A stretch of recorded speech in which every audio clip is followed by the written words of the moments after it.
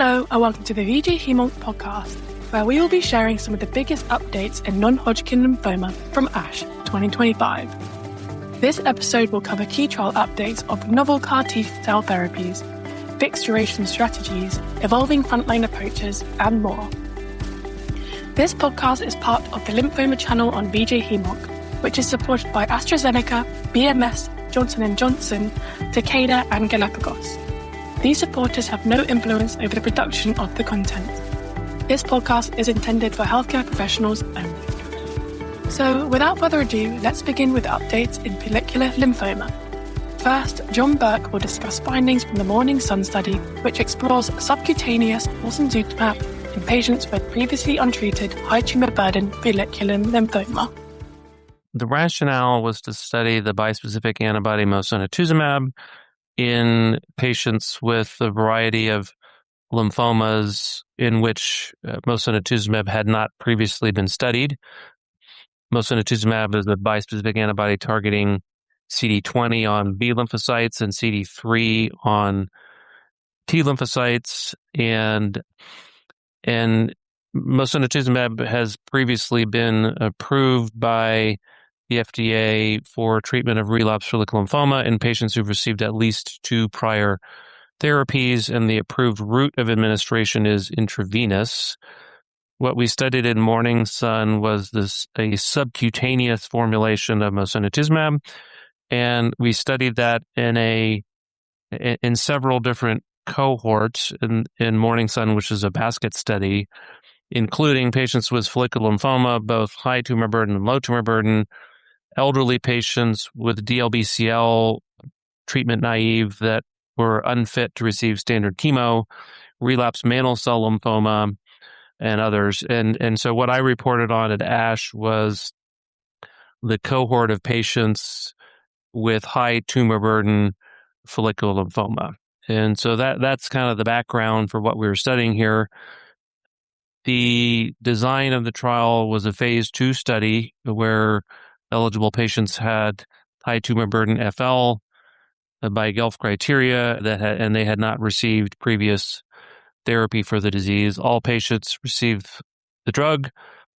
The schedule was to give a step-up dose of 5 milligrams on cycle 1, day 1, followed by 45 milligrams on days 8 and 15 of cycle 1. Thereafter, it was given on day 1 of cycles 2 through 17 at a dose of 45 milligrams. So the goal was to treat patients for a year.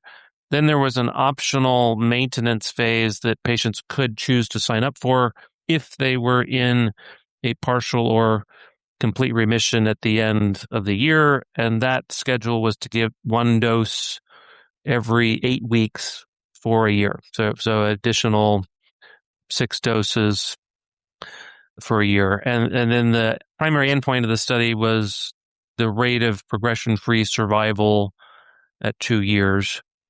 So that was the design. In terms of what we found, we enrolled 103 patients, which was the target. And we have at this point 22 months of median follow-up. So we don't estimate yet the 24-month PFS, but we estimate the 18-month PFS to be 85%, 18-month overall survival to be 92%. In terms of responses, we see an overall response rate of 88% and complete response rate of 65%, and responses occurred in really all subgroups, including those with higher risk FL. So those were the primary efficacy results that we reported on. And in terms of safety, the most common toxicities were injection site reactions, which were generally mild but happened in 2/3 of patients.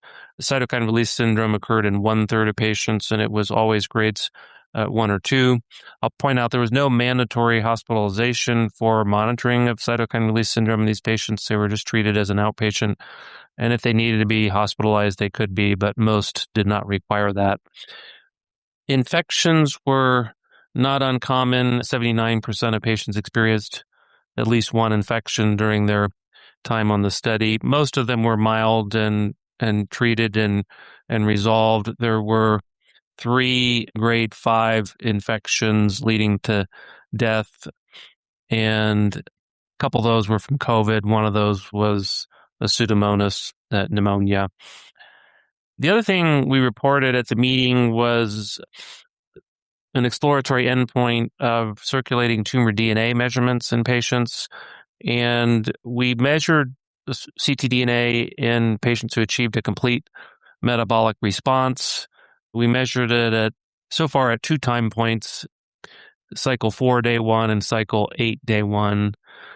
This is a preliminary analysis of ctDNA because we have more patients since the data cutoff who've achieved a CMR that will be tested, and we will be getting longer follow-up on some of these ctDNA measurements. But what we reported here was a rate of undetectable ctDNA at cycle 4, day 1 of 84% of 38 patients that we have analyzed. So 32 of the 38 patients were MRD undetectable. And at cycle 8, day 1, 85% were MRD undetectable. Just a couple of conversions from positive to negative or negative to positive in between those 2 intervals. And we've only had 2 progressors of those patients, so too early to determine whether the MRD results were predictive of, progression events. So that was the ctDNA summary, and I think, overall our conclusions were that this bispecific antibody, when given subcutaneously to patients with high tumor burden FL, is clinically effective, has high response rates, has high rates of complete metabolic response, and, a good progression-free survival and overall survival, although with only 22 months of median follow-up, still relatively short duration of follow-up in this disease. The toxicities were, for the most part, acceptable, and although occasionally we did see, serious events, this product can be delivered as an outpatient safely with reactive hospitalization, not mandatory hospitalization. And the ctDNA results suggest that responses are deep and rapid, as 84% of people had 84% of the complete responders had undetectable ctDNA at cycle 4, day 1. We did not test those who were less than a complete metabolic response. So that's what we found and presented at ASH. Next, we hear from Lorenzo Falchi, who discusses the first results of the MYTHIC FL-2 study, evaluating mosunetuzumab plus zanubrutinib for patients with newly diagnosed high tumor burden follicular lymphoma. Lorenzo Falchi will then share primary Phase III results from the EPCORE FL-1 trial, comparing epcoritamab plus R2 versus R2 alone in relapsed or refractory follicular lymphoma. Here at ASH, we're presenting the first early look at our MYTHIC FL-2 trial program. This is a series of academic trials we're putting together for patients with newly diagnosed high burden follicular lymphoma. In years past, we presented the results of MYTHIC FL-1 study, testing mosunetuzumab as a single agent, subcutaneously administered drug for patients with high burden follicular lymphoma. And we really observed very encouraging results with high response rates and a good duration of response with the available follow-up. In MYTHIC FL-2, we're trying to test whether the addition of an oral agent, an oral BTK inhibitor, zanubrutinib, could improve these results.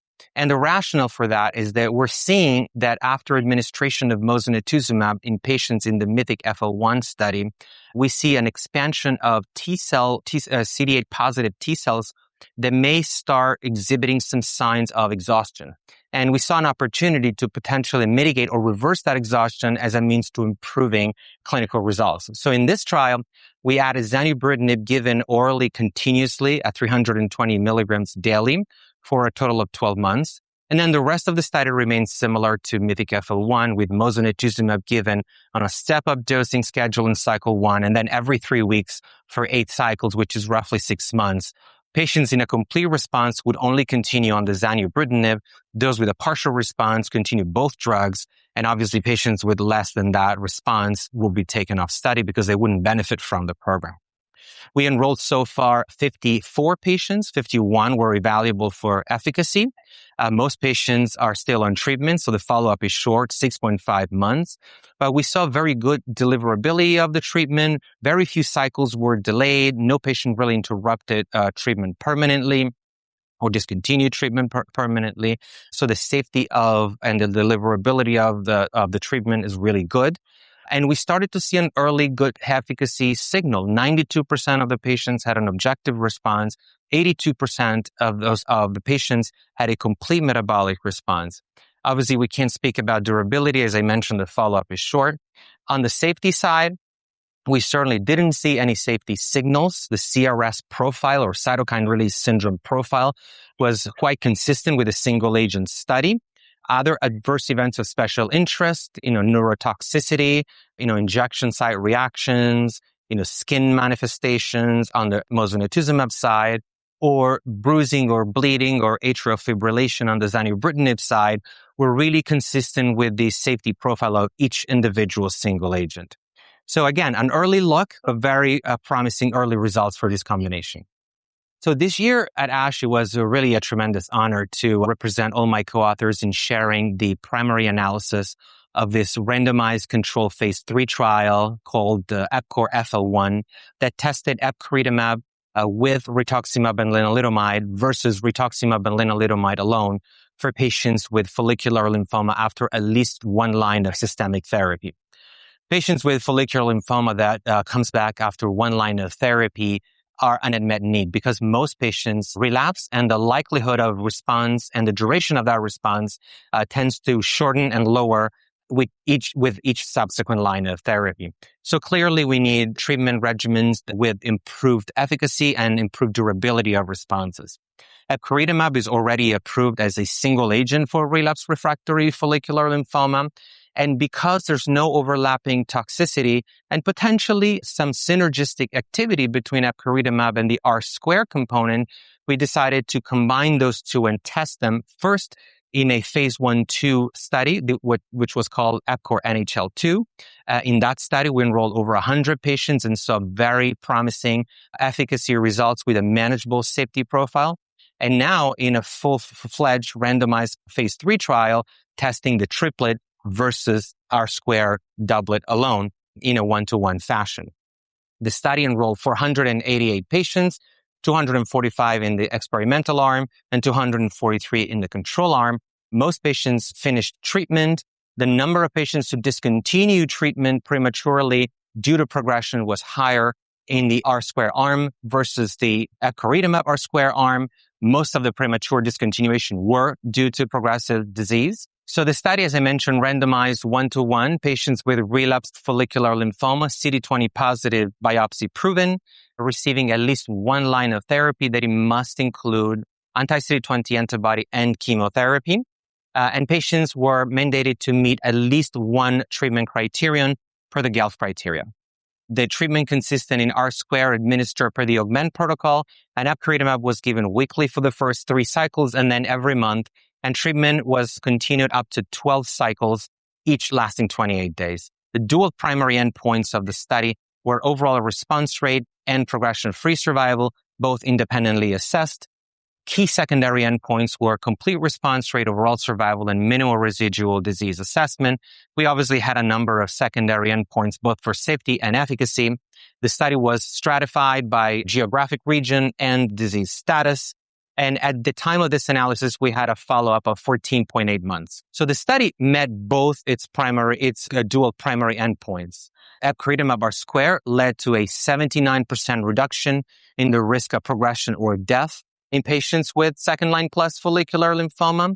The median progression-free survival was not reached for the experimental arm, and it was 11.7 months for the control arm, with a hazard ratio of 0.21, and this was highly statistically significant.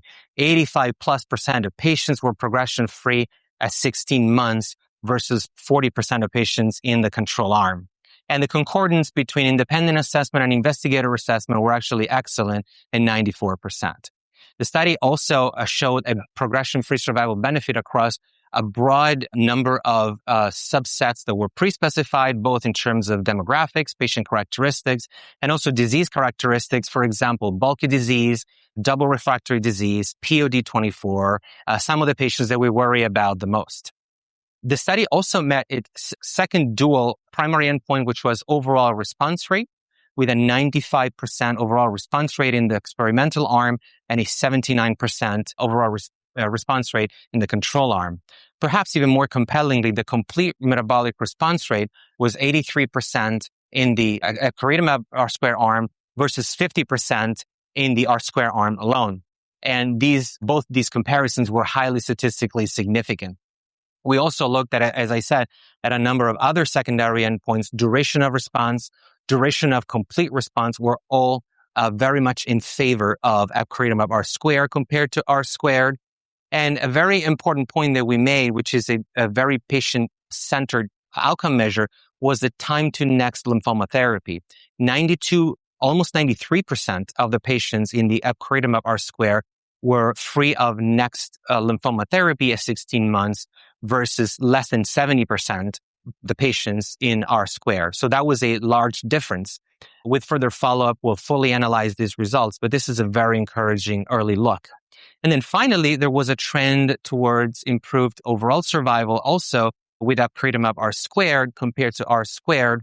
Again, very early look. We cannot make any statistical claims, but the 16-month overall survival was almost 96% for patients treated with epcoritamab R-squared versus almost 89% in patients treated with R-squared. We did not see safety signals. The addition of epcoritamab certainly resulted in additional adverse events, but these were all readily manageable, and very few patients discontinued treatment due to adverse event in either arm. In particular, neutropenia and febrile neutropenia was more with epcoritamab R-squared, but readily managed with G-CSF administration, and febrile neutropenia was rare, 6% only. In terms of CRS or cytokine release syndrome, we didn't observe higher rates of cytokine release syndrome. We had 2 step-up dosing cohorts, 2 step-up dosing, and an optimized 3 step-up dosing cohorts. In the 3 step-up dose cohort, which was roughly 130 patients, we observed a reduction in the overall CRS rate at 26%, and only 5% of patients had a grade 2 CRS. There was no grade 3 or grade 4 CRS. There was only 1 episode of neurotoxicity, and really no other adverse events of special interest that were observed in this study. So that was very reassuring to see. This is a treatment regimen that's administered on a fully outpatient basis. We didn't hospitalize very many patients, either at baseline or for the management of CRS. The management of CRS required tocilizumab in just a quarter of patients with CRS and corticosteroids in less than 40% of cases. So overall, epcoritamab R-squared was a superior treatment compared to R-squared. It led to a reduction in the risk of progression of death of 79%, superior overall response rates, superior complete response rate. This was true across all key patient subsets that we analyzed. The added adverse events did not result in treatment interruptions, and they were all manageable. So overall, we feel that epcoritamab R-squared really sets a new benchmark as standard of care for the treatment of relapsed refractory follicular lymphoma in second line and beyond. And I was very pleased to note that on November 18th, 2025, the United States FDA granted full approval to epcoritamab R-squared for patients with relapsed refractory follicular lymphoma. It also secured traditional approval for epcoritamab monotherapy in third-line plus follicular lymphoma. And for those who are interested, all the details of this presentation are available now in The Lancet. We now move on to updates in diffuse large B-cell lymphoma. Matthew Matasar will present first results from Part 1 of the Phase III OLYMPIA-3 study, evaluating odronextamab in combination with chemotherapy in patients with previously untreated diffuse large B-cell lymphoma. This is followed by Jason Westin, who discusses the SMART STOP study, investigating lenalidomide, tafasitamab, rituximab, and acalabrutinib, with or without chemotherapy in newly diagnosed diffuse large B-cell lymphoma. So We recognize as a field the emerging importance of bispecific antibodies at improving clinical outcomes. And we've seen monotherapy in the multiple relapse setting. We've seen combination approaches in the second line and beyond. Certainly an important question for us to address is whether we can incorporate bispecifics into the treatment of newly diagnosed diffuse large B-cell lymphoma to improve first-line cure fraction. One such effort that's important to highlight is the so-called OLYMPIA-3 trial. This is an effort looking at the bispecific antibody odronextamab, approved by the European regulatory agencies in the treatment of relapsed large cell lymphoma. And here we're combining odronextamab plus CHOP chemotherapy with the intention of comparing that to R-CHOP in a randomized fashion. The first step down this road was dose finding to ensure that we have the proper dose of odronextamab. There's always been some uncertainty as to the optimal dosing strategy when combining bispecifics with chemotherapy and whether you can pursue lower dose options. In the part 1A here of OLYMPIA-3, we did some dose escalation, dose finding work, comparing the lower dose and higher dose strategies. And what we found is that indeed here, the higher dose strategy seems to be more optimized given our limited data available from this early run-in effort, where we saw improved both quantitative results in terms of complete response rates with 100% CR rate seen in the small number of patients treated at the higher or full dose odronextamab, as well as some biological correlatives that seem to reinforce the optimized dosing strategy of the full dose odro as we move into the planned randomization. We plan to move this dose into the RCT phase, hopefully in early 2026, and I look forward to seeing that part roll out as we try to move the field forward. At the 2025 meeting, we presented the primary analysis of the SMART-STOP trial. This is a trial that we did at MD Anderson as a follow-on to a study we previously did called the SMART-START trial. Both of these trials are evaluating the potential of novel combinations in patients with newly diagnosed diffuse large B-cell lymphoma. For nearly 50 years, CHOP has been the backbone of chemotherapy, and all new targeted agents have been added to CHOP. But we've explored the possibility of adding a targeted agent to a targeted agent. And in the SMART-STOP clinical trial, we did a 4-drug combination, lenalidomide, tafasitamab, rituximab, and acalabrutinib. We call it ULTRA. And patients get 4 cycles of that treatment. If they have a CR, they would get less or no chemotherapy for newly diagnosed large cell lymphoma.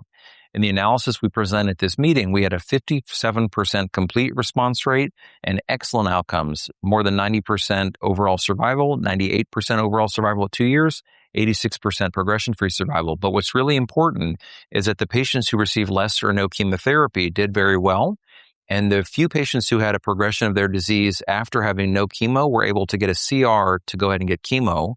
The patients who had less than a CR to the lead-in got a CR to chemo, which basically means we can now conclude that the targeted therapy up front, the SMART clinical trials, do not compromise curative intent and are a vehicle for us to explore ways to improve outcomes in large B-cell lymphoma. Continuing in newly diagnosed diffuse large B-cell lymphoma, Umberto Vitolo will share data from EPCORE DLBCL-3, focusing on fixed-duration epcoritamab in older patients with comorbidities. Lorenzo Falchi will then discuss follow-up results from EPCORE NHL-2, evaluating fixed-duration epcoritamab plus R-CHOP in patients with newly diagnosed higher-risk diffuse large B-cell lymphoma. This is a phase 2 study with enrolled 66 patients with newly diagnosed diffuse large B-cell lymphoma, elderly people with comorbidities considered not eligible for doxorubicin-containing regimen because of age, more than 80 years old or more than 75 years old with comorbidity. 92% of the patients had 3 or more comorbidities, and they were deemed to be ineligible for doxorubicin because of comorbidities and cardiac comorbidity. This type of patients have usually very poor prognosis because they are not candidate for standard chemotherapy, and the response rate is low and with a short progression-free survival. In our study, epcoritamab in the first part was patients were randomized to EPCO monotherapy or EPCO plus lenalidomide, but based on a careful balance between safety and efficacy, epcoritamab monotherapy was selected for the second part of the study. 66 patients were enrolled in this part with epcoritamab single agent that was given for 1 year with a fixed duration of treatment. The results were impressive because the overall response rate was 62%. The overall as a complete metabolic response was 62%. The progression-free survival at 1 year is 54% for the patient. The overall survival is 65%. So in this type of patient that are without a standard of care treatment, this could be considered a chemo-free option, a viable option for these patients. The safety is also manageable. The most frequent was CRS, that was a little bit higher compared to what we usually see in younger patients, but was manageable with very few patients with grade 3. 12 patients had ICANS, and it's important to note that the 12 patients that had ICANS, all of them but one, resolved. And again, this patient had the pre-existing neurological impairment. So at the conclusion, I would say that this study is the first step to offer to patients not deemed eligible for chemotherapy a chemo-free approach in the LBCL with de novo diagnosis and can offer a potential novel treatment for this patient. EPCORE NHL-2 was a multi-arm Phase I/II study conducted internationally, and it really was aimed at testing the bispecific antibody epcoritamab in combination with a variety of standards of care for patients with B-cell lymphoma, including large B-cell lymphoma and follicular lymphoma. And here at ASH, we presented updated follow-up of our Arm 1 study, which tested epcoritamab in combination with R-CHOP for patients with high-risk, newly diagnosed diffuse large B-cell lymphoma. And high risk was defined as an international prognostic index of 3 to 5. The study enrolled 47 patients, and now we're at 38.8 months follow-up. So a very extended follow-up. We had already presented the original results with response rates that were very promising and very consistent across risk groups. Here we look at an end-of-treatment response rate of 98%, 85% complete metabolic response rate. And now with an extended follow-up, as I said, of 38.8 months, we really start to see the long-term benefit of adding epcoritamab to standard R-CHOP. Our 3-year rate of progression-free survival is at 80%, and 87% of the patients were alive at the same time point. Importantly, the majority of patients with available samples to be tested for minimal residual disease showed a clearance of minimal residual disease by cycle 3, day 1. That means after just 2 cycles of therapy. So it's really deep responses, MRD negative responses, and now we know lasting a long time. These results compare favorably with what we would expect with simple R-CHOP in patients with comparably higher risk disease at the time of diagnosis. So very much hopeful that these results are going to support a positive Phase III trial that's currently ongoing. It will read out in 2026. I'm really hopeful that epcoritamab will be an added value to R-CHOP, particularly in patients with higher risk DLBCL. We now transition to relapsed or refractory diffuse large B-cell lymphoma. Manali Kamda will discuss 3-year follow-up data from a Phase 1b trial evaluating mosunetuzumab in combination with polatuzumab vedotin in patients with relapsed or refractory diffuse large B-cell lymphoma. I presented the 3-year follow-up of the fixed duration treatment of mosunetuzumab, a CD20 T-cell engager, in combination with polatuzumab, a CD79B-directed antibody-drug conjugate, in patients with relapsed refractory large B-cell lymphoma. This is a Phase 1b study, and initial results, the primary analysis, has already been presented, which showed an exceptional durable efficacy as well as safety profile for the doublet.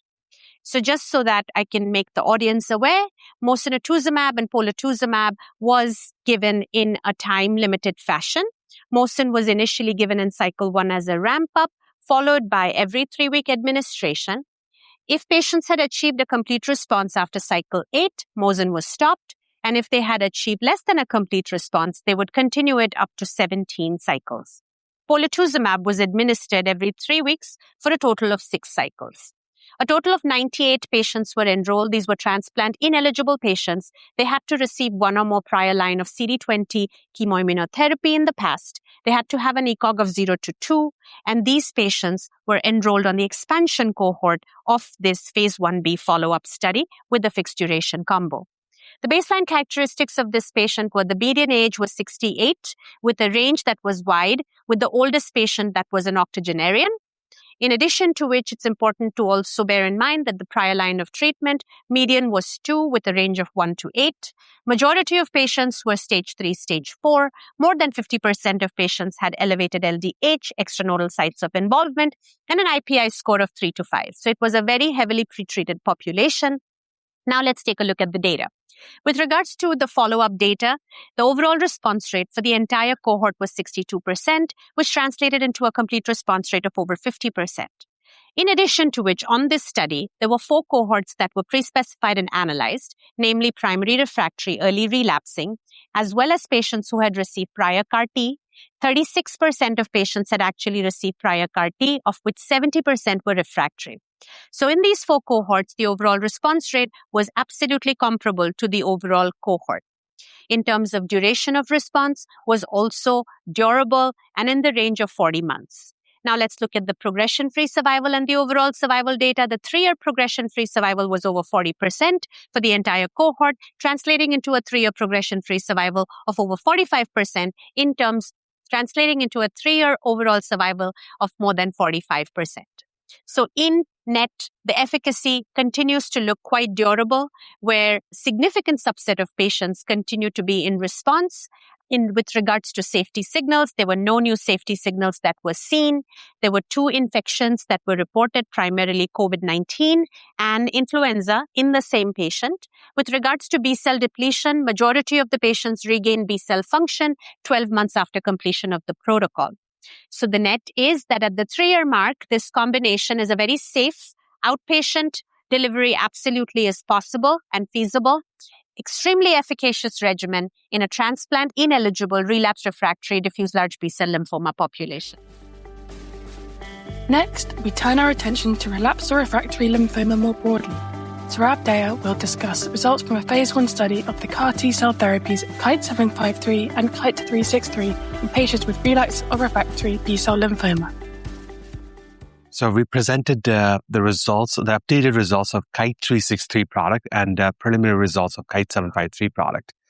KITE-363 is a dual-targeting, bispecific, dual-core design CAR T-cell product targeted against CD19 and 20.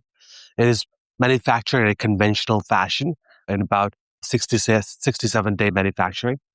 KITE-753 is a rapid manufacturing platform where it's manufactured over a shorter time to preserve the juvenile stem cell memory as well as naive T-cell functionality in the CAR T-cell product. We presented the updated results of 363, where we showed that there was no new safety signal for KITE-363 product. The 363 product continued to show durable remission at up to 18-month mark, with the durability of complete response that is maintained in over 70% of the patients.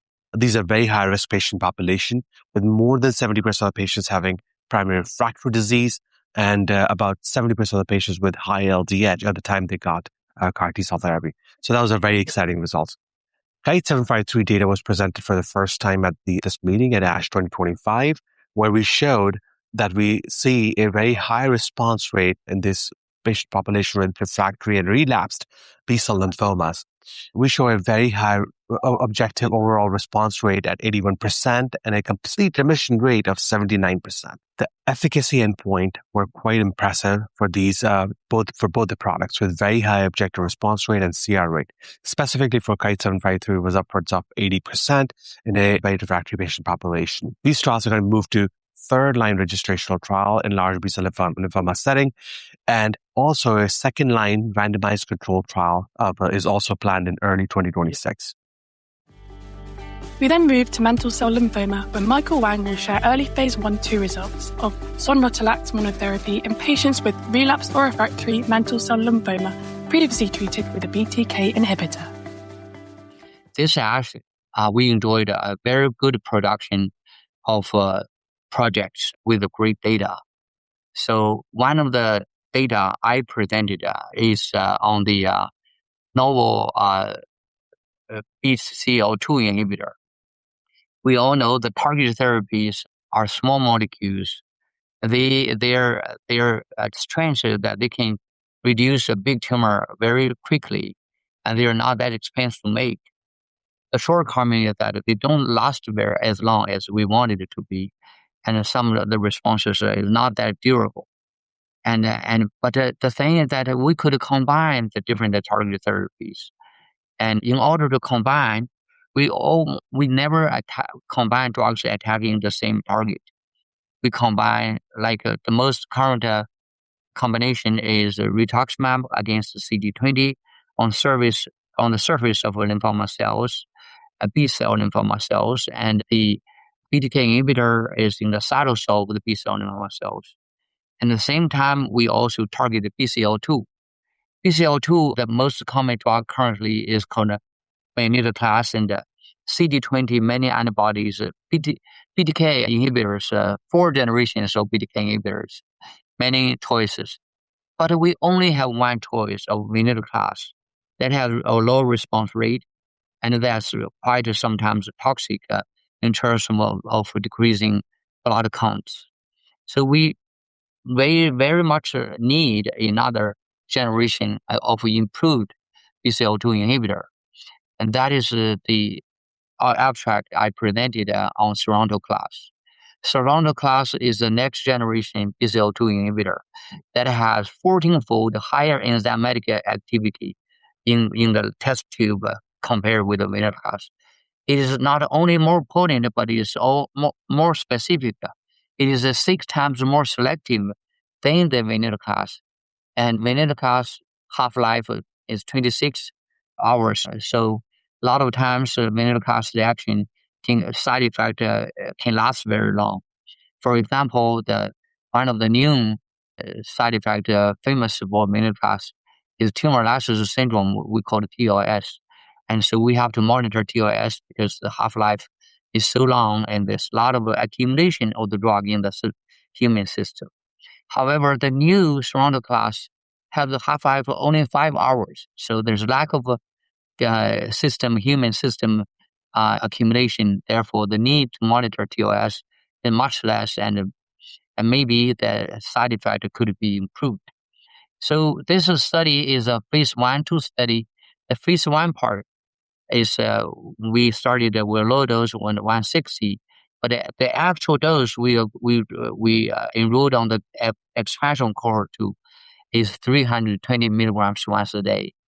This dosage we treated 103 patients, and so this 103 patients are evaluable for efficacy. First of all, the efficacy was higher than the historical control. Than venetoclax, for example, the overall response was 52% with a CR about 16%, and this is therefore the primary endpoint of the trial is met. And if the population was heavily treated with 3 other therapies for the lymphoma, and sonrotoclax being the number 4.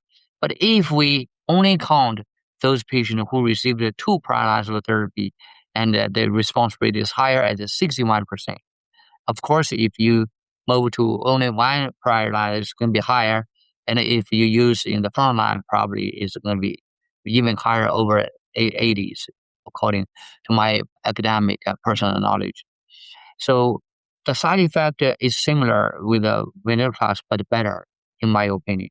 First of all, there's cytopenias, there's a decreased blood neutrophils, decreased red blood cell, decreased thrombo, but all mild, not very heavy. And there's also infections as a class. Infections increase, and there's also some electrolyte disturbances. Everything was manageable, transient, and reversible.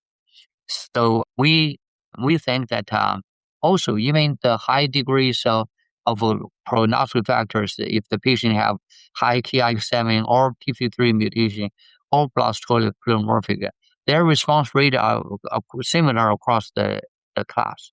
In my opinion, this is one of the most exciting agents presented at this ASH for mantle cell lymphoma in the mantle cell lymphoma field. And I anticipate the FDA, I think, in my opinion, FDA should approve this drug. And this drug is not only good for mantle cell lymphoma, they also have good data for CLL and others, and it will change the landscape again for the treatment of mantle cell lymphoma and other B-cell malignancies. So I really think this is, if I have to choose, this is one of the top abstracts. Finally, we close with an update on Waldenström's macroglobulinemia. Nirav Shah will discuss updated data from an ongoing Phase 1a/b trial of bexobrutideg in this patient population. So bexobrutideg is one of a couple of BTK degraders that's being developed right now for B-cell malignancies. And this data was presented now at a couple of conferences, and we have updated data here at ASH 2025. There's actually going to be a CLL oral presentation that I'm a part of. And then there's data in Waldenström's macroglobulinemia that I am the lead author and will be presenting a poster on during this meeting. Focusing on that Waldenström's data, this was a smaller cohort of patients with Waldenström just being a less common disease. But in their cohort of about 25-ish patients, all of whom were prior covalent BTKI exposed, bexobrutideg was given as a therapeutic option, thinking about resistance. So BTK degraders can potentially overcome resistance mechanisms to covalent BTK inhibitors by their mechanism of action of degrading the entire BTK molecule. And so that's why we're really excited by this class in Waldenström's and CLL and other B-cell malignancies. In the data for Waldenström's, we show that despite, having exposure to a covalent BTK inhibitor, 85% overall response rate. And so that's really quite incredible. When you think about this, these responses were durable, although the follow-up is still limited. But we saw IgM reductions in about 80% of patients. And then in terms of toxicity, this class of drugs seems to be generally well tolerated. There were only 2 sort of treatment-related discontinuations, and the majority of AEs were grade 1 to 2 and manageable for patients. So early data in Waldenström's, but for a disease with few therapeutic options, I think it's nice to see that a new class of drugs has potential promise. And we hope to continue to work with the BTK degrader class in Waldenström's, in CLL, and potentially other B-cell malignancies as well. That's all the updates we have for you today. We hope you enjoyed this episode. Head over to vjhemonc.com to see our full coverage of ASH 2025. Be sure to follow us on X at vjhemonc and subscribe to our podcast on Spotify, Apple, or Podbean. Until next time.